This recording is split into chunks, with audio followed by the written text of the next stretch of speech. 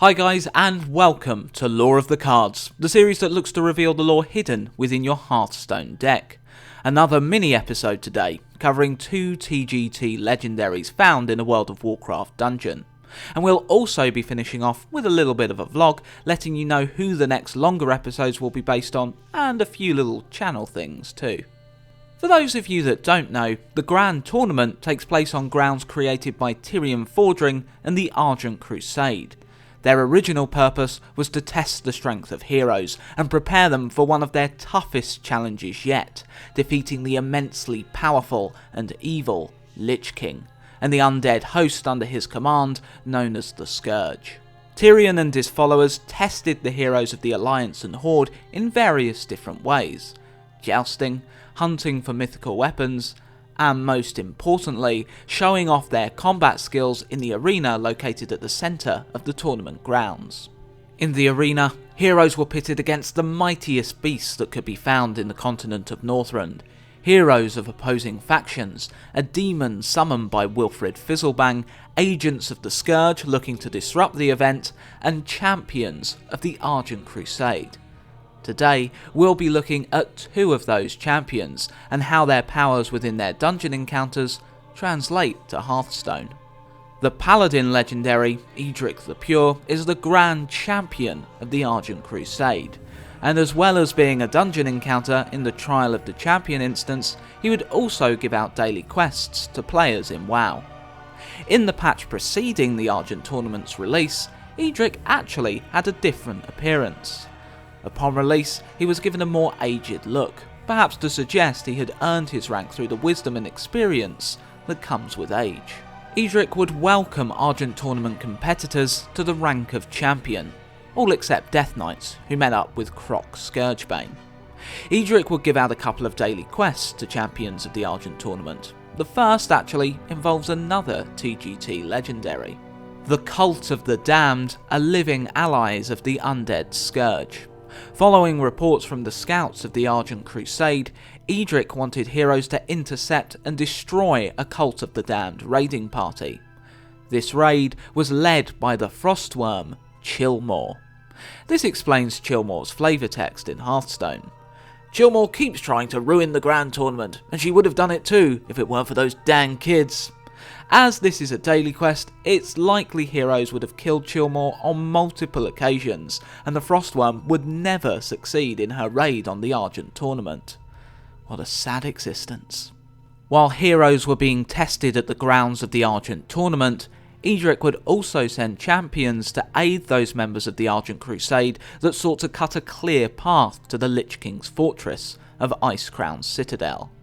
Using their jousting skills at the foot of the King's home, heroes would dispatch Death Knight commanders on horseback.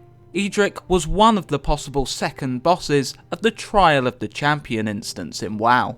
The Warcraft Dungeon Journal states that Tirion hand-picked Eadric to fight, as he is a formidable paladin, and Tirion knew that Eadric would go to great lengths to cull any hero without the true conviction to challenge the Lich King. Eadric's signature move during the encounter was Radiance.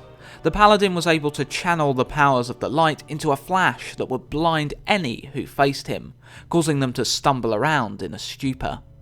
To avoid this attack, heroes would need to turn their back on the paladin. It is likely this move that is referenced in Hearthstone, Eadric's blinding flash weakening enemy minions. As well as Radiance, Eadric had a greater chance to critically hit, stun his foes, and hurl the light-infused hammer at his adversaries, which could be thrown back at him if the hero wasn't stunned.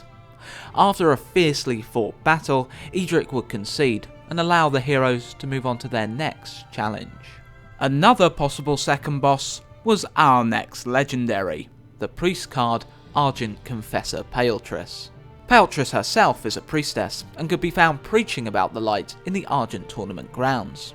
Champions from every capital city would come to confess their sins to Paletress and listen to her sermons. She would preach the 3 virtues of the light, and how these virtues were necessary in the fight against the Lich King.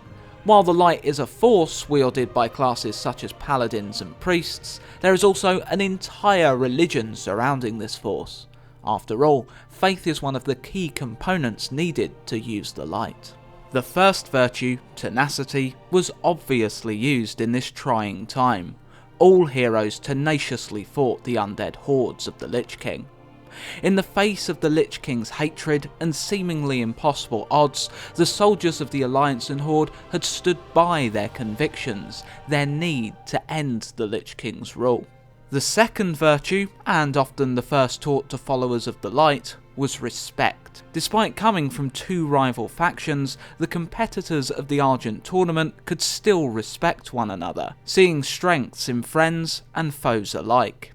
Each competitor conducted themselves with honour and showed their opponent the respect they wished to be shown, embodying this virtue of the light. With respect for their opponent, the fighter themselves would perform better, not opening themselves up through stupid mistakes. The third virtue is compassion. By understanding the similarities in their enemy's soldiers, the Horde and Alliance reaffirmed their connection with the world. It was not only their faction that could experience loss, sadness, and heartaches, but their enemies too went through trying times. In practicing these three virtues, followers of the light look to make the world a better place, a world of honour and justice.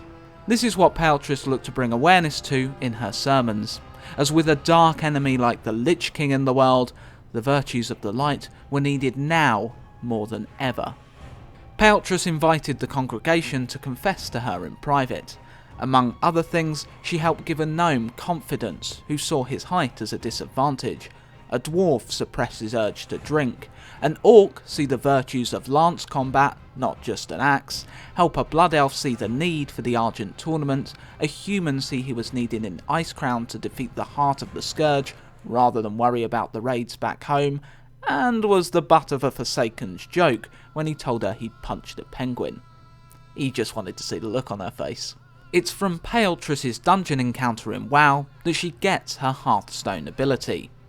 In combat, Paletress fought with the light, attacking and healing, but her body was relatively weak. However, she had a truly devastating signature move, Summon Memory, which made Paletress invulnerable for the duration. Paletress would summon a memory from her adversary's past. The heroes of Azeroth have fought a huge amount of horrifying foes, so one of these will manifest as a terrifying shadowy apparition. The shadowy apparition could take the form of many different dungeon and raid bosses throughout WoW's history, but I'll just name a few that Hearthstone players will be familiar with. Onyxia, Edwin Van Cleef, Chromagus, Gruul, Hagen the Unclean, Illidan's Stormrage, and Hogger. This is why in Hearthstone, when you use your hero ability, it inspires Paletress to summon a legendary creature. So, there you have it, the small amount of lore behind these two legendaries and what influenced their Hearthstone abilities. If you've enjoyed the video, like, subscribe, and best of all, share it around. If you like the art, all the artists are linked in the description below, so go check them out.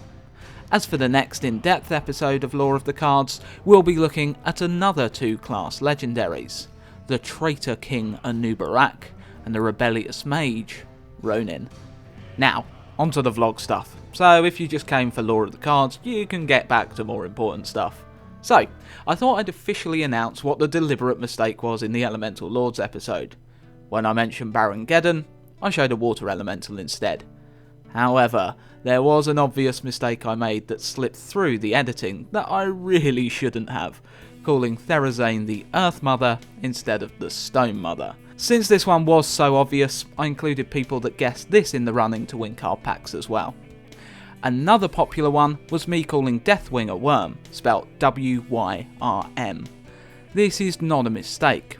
While worm is more often used to refer to dragons without legs, it is still commonly used for dragons in the Warcraft universe. You only need to look at the Frostworm in Warcraft 3. The packs were all given out, and the winners were Robert Smith, Pure HT, Svetsoslav, Sky Murai, T Chaos, the 9001 guy, or the 9001 guy, Vega Tevet Astavet, good, Carston B711, Scissor Me Whiskers, and Zero the Evil. Really sorry for any butchering of usernames there. These were just completely picked at random with me scrolling down the comments section.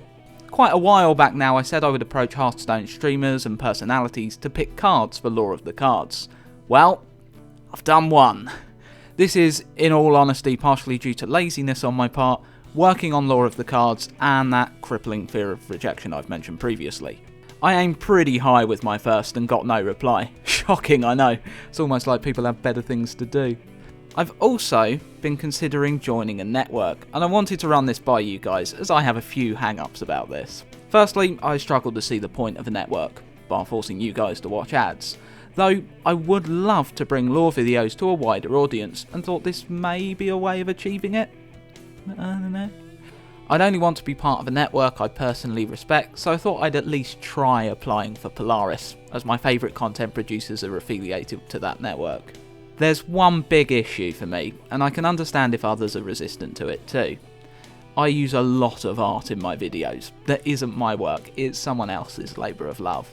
While I know I'm within my rights to use the work, Noble constantly uses uncredited art in his videos for example, though he may ask permission, I don't know.